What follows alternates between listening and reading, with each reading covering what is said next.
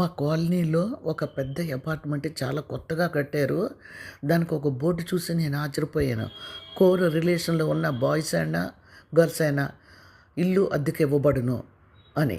ఎందుకు నేను ఈ మాట అంటున్నానంటే, కోరిలేషన్ అన్న దానికి ఎన్నో రకాల మీనింగ్స్ ఉన్నాయి. ఆ మీనింగ్స్ అన్నీ వదిలేసి అబ్బాయిలు, అమ్మాయిలు ఇంట్లో పేరెంట్స్‌కి చెప్పకుండా ఎంజాయ్ చేస్తూ హ్యాపీగా, సంతోషంగా ఇలా అపార్ట్మెంట్స్‌లో చేరిపోతున్నారు. ఎలా అంటే జంటల్లాగా చేరుతున్నారు. 3 బెడ్‌రూమ్ హౌస్ అయితే 3 జంటలు ఉంటున్నాయి. పబ్లిక్‌గా బయటకొస్తున్నారు, వెళ్తున్నారు. ఇంతవరకు సమంజసం.